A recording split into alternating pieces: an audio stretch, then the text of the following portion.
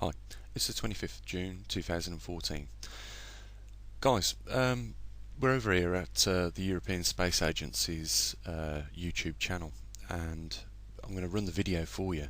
But I'm not sure, in fact, I'm going to say I don't think they was trying to mislead anyone with the title of this video, Earth's ever-changing magnetic field, but they certainly didn't clarify something for you. I think it's just best if I run the video and discuss it. Well, basically that is one of the three that we just seen of the Swarm mission satellites. Now this is what I wanted to talk about.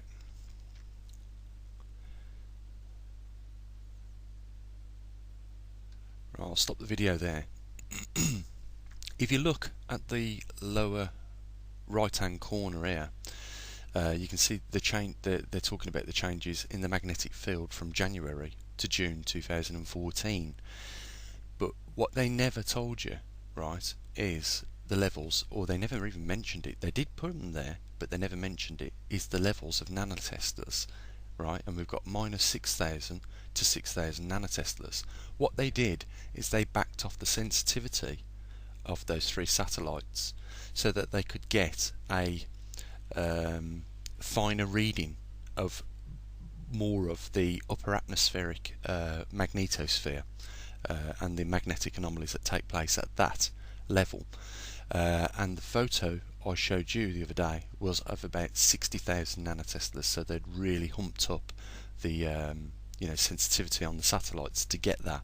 The difference between the two at 60,000 and 6,000 is you're looking at a deeper penetration of the magneto or surface magnetism, and it's what it's going to pick up is not many changes at that level or that intensity like the reading that we're going to see now. So I'll just run the video so you can see they do fluctuate the nanoteslers, but what you're seeing now is just slight variations in the changes at a sensitivity range between minus 6,000 and 6,000.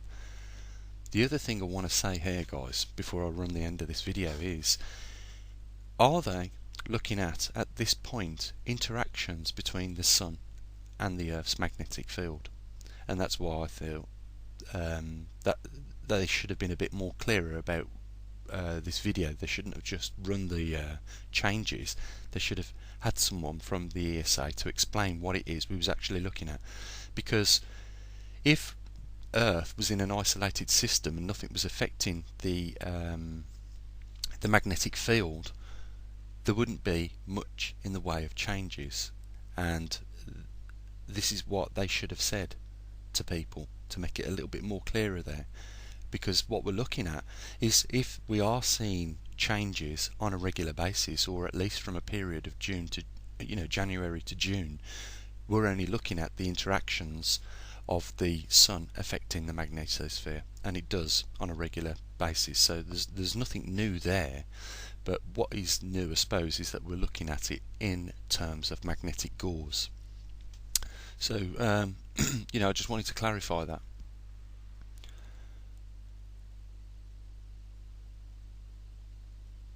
The thing is as well, guys, if we was in an isolated system, there wouldn't be much in the way of changes to the magnetic field.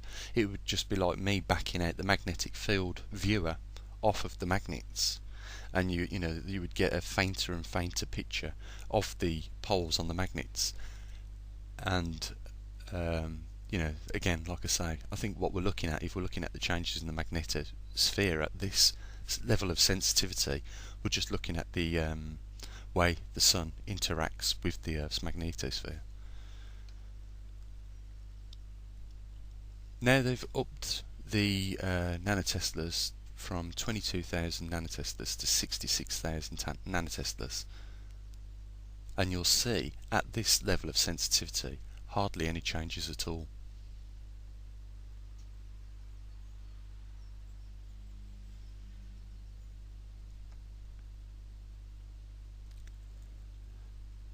And again, as I've pointed out in the video before, the wandering magnetic North Pole. And some people say, have said pole doesn't travel in a straight line. Well, you can quite clearly draw a average line through that track, what we're watching right now, and you'll find it is heading in a single vector. But I've got to say this, I'm really pleased with the fact that the ESA did release the information on the data that they collected at that higher resolution of 60 nanoteslas, and that's the pictures that we was looking at, and we'll talk a little bit more about them. But why I was interested in that is because it clearly points out two north dipoles and two south dipoles, and then once we got that, we knew why the pole was shifting and how it was shifting. We've not been tracking a single pole. What we've been tracking is a pole separating, and I want to talk about a little bit more about that on the next video. I just want to see if the ESA has actually put a bit more to this.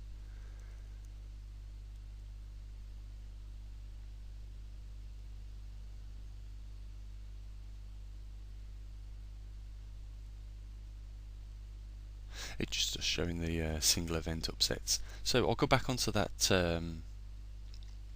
picture that we was looking at the other day when we was talking about the double north pole and double south pole. So here we are on the the picture that we was looking at the other day. We can see at the bottom of the screen the sensitivity level on those three satellites. It's from 20,000 nanoteslas to 60,000 nanoteslas, and it's picking up I would say a good ground level magnetic field strength, and it's given quite a good picture of where the pole is, or poles in this case, and a little bit more detail about that. And like I said, the north magnetic pole that we've been tracking is just around about here over the Arctic region, and it is around about the centre of these two main flaring of the poles, if we're going to call them that. But you can clearly see a weakening which goes well into 50 nanoteslas in between the two, and all around the edges in the yellow. I can't for the life of me see why mainstream media haven't picked up on this, because it's blatantly in your face. It doesn't take anyone with really a lot of scientific knowledge to see what it is we're looking at here, and certainly the ESA haven't mentioned the fact that there is actual split in the North Pole and in the South Pole. And this is the areas of concern which I'd be watching, and I don't expect them to be changing at the same resolution of minus 6,000 nanoteslas to 6,000 nanoteslas. We're not going to see, unless something really starts to begin to happen, on changes on weekly basis. But we're going to certainly, with my experience, see an increase of this South Pole moving closer to this North Pole, and a separation in between the two North Poles that have began tearing away at each other as they have. The other thing is, I was looking at this map in two ways and discussing it on the other video. It's a flat map of the Earth, so we see all the Earth on this map, but I was talking in terms of a globe the other day, especially when I said the poles could reverse 90 degrees. Well, what I would expect is something similar to what happened in that experiment. These two poles connect. At that point there's a split in between the two North Poles, so they separate, and like happened in the experiment, this then links over to that, and I would suppose there'd be a little spin of these two. And bear in mind, this is going to take probably 3 or 4 weeks to complete. But what you'd have happen is these two. This would become, let's say, a single magnet with a dipole of north and south, and it would click to another south, and then in turn click the north. So they would all line back up, but I've got a feeling they'd be at a different position. Could be 90 degrees, because, why do I say it? It's a guess, really. I can't be 100% sure. The other thing is, I want to be clear on what I think will take place during this, when it goes into the weak field lines and things starts to, really, transform from there on. I'm just going on what I've been watching over the last 20 years. I haven't been watching it for 20 years, but what I've noted, significant changes in the last 20 years, and really most in the last 5 years, because as this pole has been migrating over the northern hemisphere, or the pole has been splitting over the northern hemisphere, we have gradually seen changes in climate and other geological anomalies such as earthquakes, volcanic eruptions, and we've also seen, I believe, some of the first signs of tectonic weakening. And I want to explain what I mean by what I class as a sign of tectonic weakening. Well, when you start to see, like we have off the coast of Pakistan, and there was another incident in China, islands pushing themselves up out of the sea, breaking the sea surface, and forming. I say that is significant changes, and certainly changes that we've not witnessed before. For many, I can't even remember the mention of an island pushing itself up. The closest thing I can get to is the mythological sinking of Atlantis. All I can say is that it didn't take long for these islands to push themselves up, and if Atlantis did sink in one day, then I can only assume that maybe there was similar tectonic movements back then. But again, there is very little recordings, only other than what I suppose Plato has mentioned. But those I believe are signs of change that is related to this magnetic anomaly that we're watching. The other thing is, there is an obvious interest in this by the space agencies. They would never have built 3 spacecraft to monitor the magnetic anomalies on Earth. I'm talking about what they're trying to do is find out what's happening in the magneto, which is responsible for generating the magnetic field of the Earth. They're also interested in changes in that magnetic field of the Earth, and also the magnetosphere. And I suppose they're getting a bit of bonus as well, because they're looking at how the sun interacts with mild and strong flares that hit the Earth. They're seeing the changes to the magnetosphere and how the Earth copes with that as well. So it's interesting times, guys, but why mainstream media haven't picked up on this, is a wonder to me. Why more climatologists aren't linking this magnetic anomaly that's taking place to climate and making it known is, a wonder. Because I don't believe the stronger, or the dipoles on this Earth are situated in the most coldest regions for no reason. And we know what happens when magnets get heated up as well. They weaken. So, if we are getting an internal increase in heat in the Earth, and that is responsible for the weakening of the magnetic poles, then that's probably the case. But I'd never expected to see a splitting of the North Pole into 2 poles, and we can clearly see that is the case. It is like I showed you in that experiment where I got the 4 magnets and I put the magnetic viewer over there, and you could see for yourselves.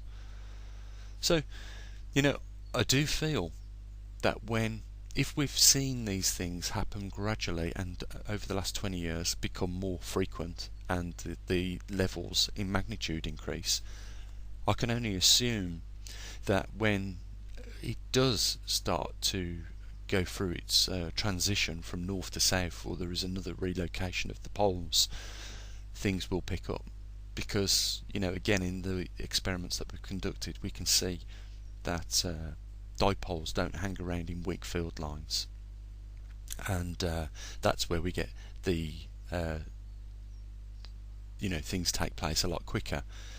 And if whilst we was watching it in those strong field lines, that things was taking place slowly, like we're seeing today, gradual climate change and gradual increases in these geo anomalies such as earthquakes, volcanic activity and things like that, then we can only assume that if these dipoles get into the weak field lines, that things will happen more quickly and could in turn produce a lot of these effects in such a short space of time.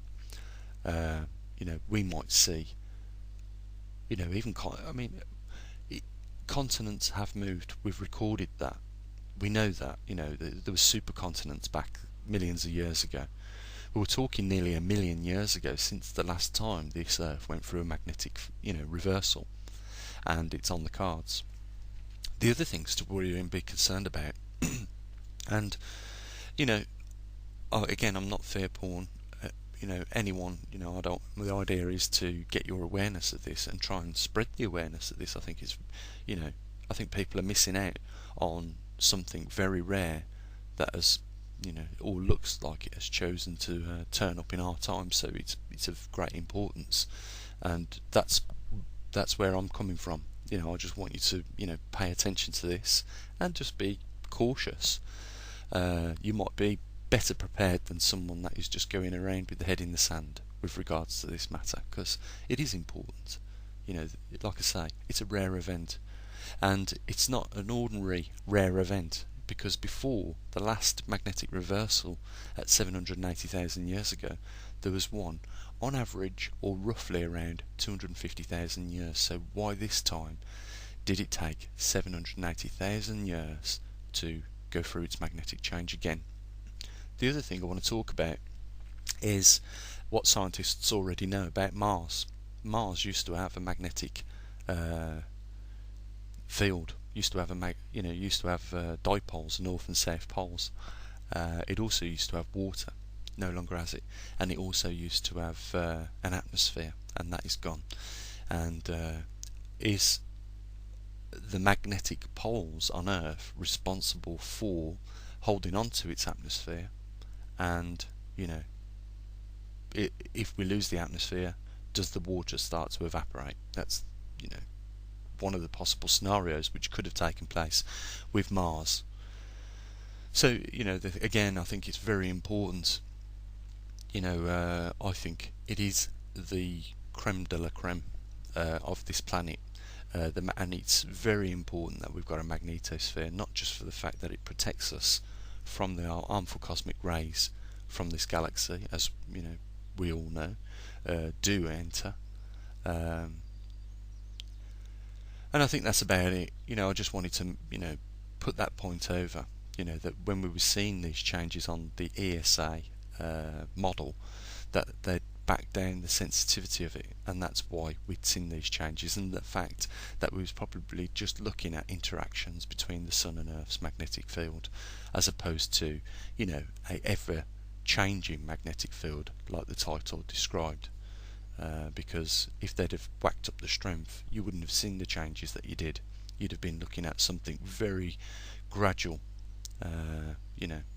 It probably would have looked like this right now, going over a 6-month period, and hardly any changes to it. The other thing is, if we was seeing changes like that was portrayed on that model, don't you think your compasses would have been wondering as well, about whilst those changes were taking place? And of course there wasn't. So, that again further rebuts the fact that they had backed off the sensitivity and probably was just looking at interactions between the Sun and the Earth. I'm going to stay on it, guys. The pole shift, it's been something that we've been doing now for 3 years. It's very important to watch what's taking place. If this wasn't on the inertia that it is, this Earth would have already gone through its magnetic change already, or the model would have already completed its magnetic configuration but this is on a big inertia, and that's why it's taking its time. But the areas to be of concern are the interactions between these two poles here, because as you know, south attracts north, and north repel each other, and we've got repulsion taking place here with the two densest areas of the two poles now, clearly formed, and we've got an attraction taking place. So this one's got two things going for it. It's been pulled by a large south pole, which is what it wants to do in the nature of magnets, and it's been repelled now. So I'll be looking over the next months to come, more yellowing in this area here, which would put us in the region of between 40 and 50 nanoteslas, and a increase in these two areas coming together, and I think we're already in the weaker fields of an interaction now. Once it starts, there'll be no stopping it. We're probably in around 43 nanoteslas here, and there is interaction already. So they couldn't have put this operation up in space at any sooner than what they have. I'm just wondering whether they're pondering the same things as what I've talked about in this video. Let's hope that is the case.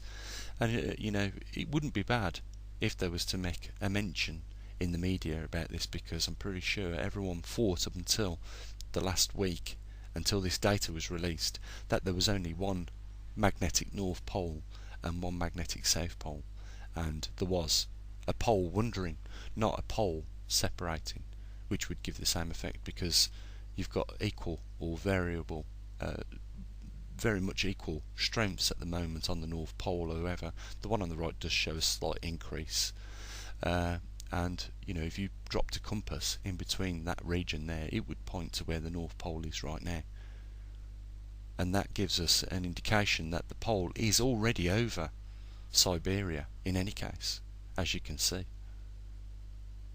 So it is there already, and the pole never really left Canada in the first place. It just what's happened is the separating of the pole is what we've been tracking. It's been the centre of these two north poles is what we've been tracking over this period of time. So I'm going to leave it here, guys. As always, I don't just these days watch the North Pole. We're also engaged in that magnetic wheel, and we're looking at alternative types of energy, and we're going through everything we can find at the moment, and that will be something we'll be looking at. Won't keep you anymore, guys. Thanks for tuning in on this update, and I dare say there'll be something else to talk about before the week's out, so I'll say bye for now.